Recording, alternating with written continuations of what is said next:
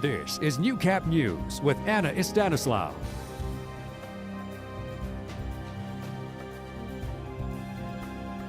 Good evening and thanks for joining us. We begin tonight with some tragic news. A 38-year-old man was killed while walking on a highway last night. Turtleford RCMP rushed to the scene of a collision between a pedestrian and a vehicle. It happened on Highway 26, about 5 kilometers south of St. Walburg. Officials say the man was wearing dark clothing while walking on the highway when he was hit by a southbound vehicle. He died on scene. The driver remained at the site and cooperated with the investigation. Now, the name of the deceased is not being released at this time. The family have been notified. Police continue to investigate.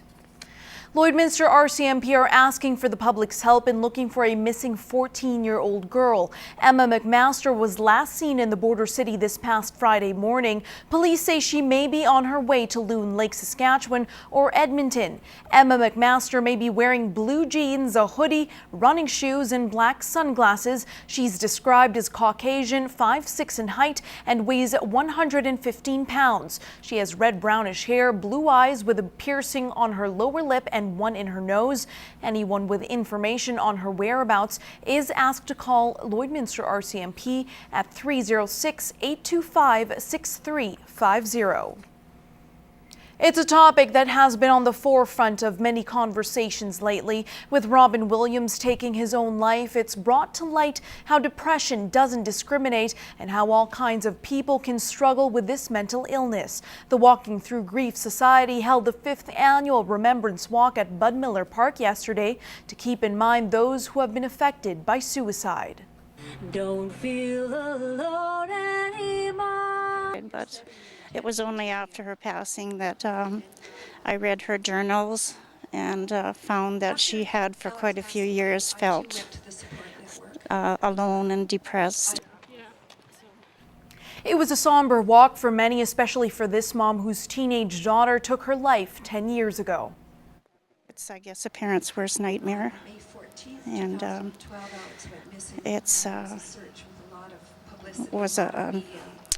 I really don't know how to explain it.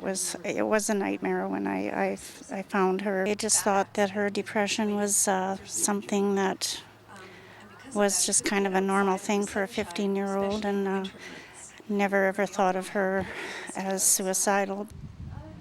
Madden says it's important to create awareness about suicide and urges parents to talk to their children, especially if they notice changes in their child's moods. If you have any idea at all of something different in your child's life, to, definitely take them to a doctor and have it looked into and talk to them about their thoughts. And it could just change their lives, save their lives.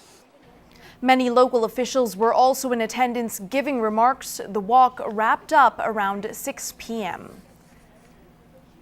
About 2 people per day are diagnosed with Parkinson's disease. That's according to Parkinson, Alberta. And Lloydminster is no exception. Many gathered in support of those affected today by walking at the 2nd annual Step and Stride event. Annika Notfate has more.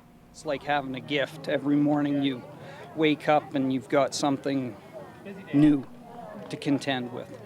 Sometimes it's you wake up and you can't move, you're paralyzed, so you got to calm yourself down and not panic. And this gift is something Shannon never thought he would receive, but says he's learning to live with it every day. He says there's plenty of help out there, like a 24/7 support line to deal with the struggles. Because depression comes on with Parkinson's too, so a lot of people get depressed and start feeling like they're all alone in it, and that's got to be the worst feeling, is feeling that you're by yourself, and nobody's really by themselves.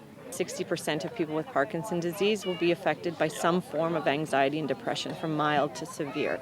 So it's more than just simple shaking. It's a pretty complex disease. And Labonte says with the success of last year's walk, raising $29,000, they were able to hire a part-time staff member in Lloydminster. She will be a client services coordinator here in the Lloydminster region. So she will be leading the support groups, the 3 support groups that we have here. She'll be available for home visits, one-on-one counseling sessions. All money will stay local, with a portion going to research. Big strides were made in that department, as Shannon says just this year he started on a new set of pills. I'm on a new medication that stops the cramping and like the stiffness, it really evens it out. So I'm not dealing with a whole bunch of symptoms all at once. These discoveries help Shannon keep his chin up, and he encourages those who have been recently diagnosed to reach out for help. Find out the information. Don't panic. Find out what your supports are, like what can help you along, and there's a lot out there. Anna Knopfate, Newcap News.